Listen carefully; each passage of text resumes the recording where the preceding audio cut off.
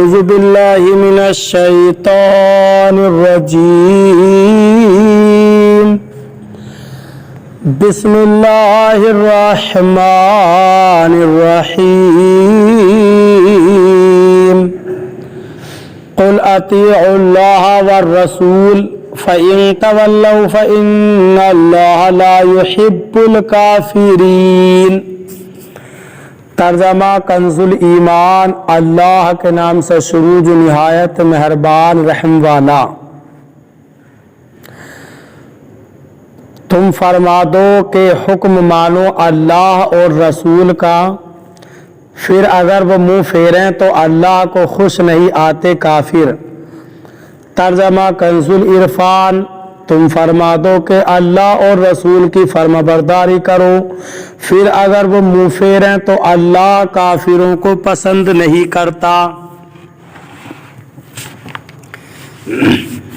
اطیعوا اللہ والرسول، اللہ اور رسول کی فرما برداری کرو۔ حضرت عبداللہ بن عباس رضی اللہ تعالیٰ عنہما سے مروی ہے کہ جب یہ آیت قل ان کنتم تحبون اللہ فاتبعونی یحببکم اللہ نازل ہوئی تو عبداللہ بن ابی منافق نے اپنے ساتھیوں سے کہا کہ محمد مصطفیٰ صلی اللہ علیہ وسلم اپنی اطاعت کو اللہ تعالیٰ کی اطاعت کی طرح قرار دے رہے ہیں اور یہ حکم کر رہے ہیں کہ ہم ان سے اسی طرح محبت کریں جس طرح عیسائیوں نے حضرت عیسیٰ علیہ السلام سے کی۔ اس پر یہ آیت کریمہ نازل ہوئی اور فرمایا گیا کہ اے حبیب صلی اللہ علیہ وسلم آپ ان سے فرما دیں کہ اللہ تعالیٰ نے میری اطاعت اس لیے واجب کی کہ میں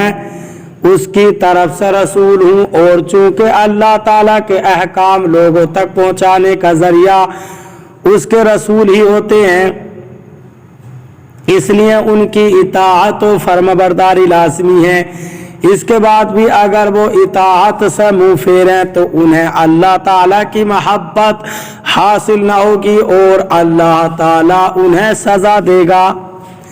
تاجدار رسالت صلی اللہ علیہ وسلم کی اطاعت ہی محبت الہی عز و جل کی دلیل ہے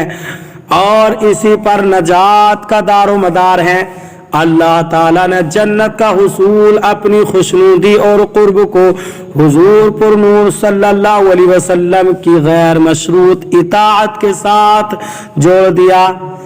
اب کسی کو رضا و قرب الہی ملے گی تو محبوب رب صلی اللہ علیہ وسلم کی غلامی کے صدقے میں ملے گی، ورنہ دنیا جہاں کے سارے اعمال جمع کر کے لے آئے اگر اس میں حقیقی اطاعت مصطفیٰ صلی اللہ علیہ وسلم موجود نہ ہوگی، وہ بارگاہ الہی عز و جل میں یقیناً قطعاً مردود ہوگا۔ حضرت ابو ہریرہ رضی اللہ تعالیٰ عنہ سے روایت ہے، حضور اقدس صلی اللہ علیہ وسلم نے ارشاد فرمایا میری ساری امت جنت میں داخل ہوگی مگر جس نے انکار کیا۔ صحابہ اکرام رضی اللہ تعالیٰ عنہم نے عرض کی یا رسول اللہ صلی اللہ علیہ وسلم انکار کون کرے گا؟ ارشاد فرمایا جس نے میری اطاعت کی وہ جنت میں داخل ہوا اور جس نے میری نافرمانی کی اس نے انکار کیا۔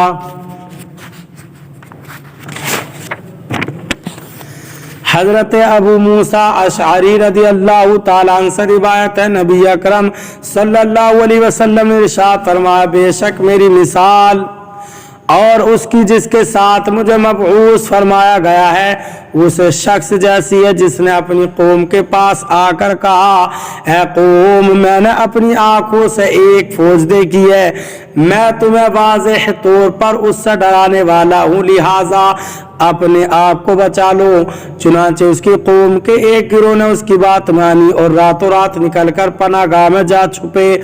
اور ہلاکت سے بچ گئے، جبکہ ایک گروہ نے اسے جھٹلایا اور صبح تک اپنے مقامات پر ہی رہے۔ صبح سویرے لشکر نے ان پر حملہ کر دیا۔ اور انہیں ہلاک کر کے غارت گری کا بازار گرم کیا، بس یہ مثال ہے اس کی جس نے میری اطاعت کی اور جو میں لے کر آیا ہوں اس کی پیروی کی، اور اس شخص کی مثال ہے جس نے میری نافرمانی کی اور جو حق میں لے کر آیا ہوں اسے جھٹلایا۔ حضرت مقد ام بن معدی کرب رضی اللہ تعالی عنہ سے روایت ہے، حضور پر نور صلی اللہ علیہ وسلم نے ارشاد فرمایا، سن لو ان قریب ایک آدمی کے پاس میری حدیث پہنچے گی اور وہ اپنی مساری پر تکیہ لگائے بیٹھا ہوا کہے گا، ہمارے اور تمہارے درمیان اللہ تعالیٰ کی کتاب کافی ہے، جو چیز اس میں حلال پائیں گے اسے حلال سمجھیں گے اور اسے حرام سمجھیں گے، جسے قرآن میں حرام پائیں گے، حالانکہ اللہ تعالیٰ کے رسول صلی اللہ علیہ وسلم نے بھی اسی طرح حرام کیا ہے جس طرح اللہ تعالیٰ نے حرام کیا ہے۔ کہ محمد سے وفا تو نے تو ہم تیرے ہیں، یہ جہاں چیز ہے کیا لوح و قلم تیرے ہیں۔ اللہ تعالیٰ ہمیں صحیح معنی میں قرآن پاک پر عمل کرنے کی توفیق عطا فرمائے۔ برادران اسلام، آپ تمام ہی حضرات سے گزارش کی جاتی ہے کہ خود بھی قرآن پاک کی تلاوت، ترجمہ اور تفسیر سماعت کیجیے اور اپنے عزیز و اقارب اور رشتہ داروں کو بھی شیئر کیجیے تاکہ آپ اس کے ذریعے صدقہ جاریہ کے مستحق ہو جائیں۔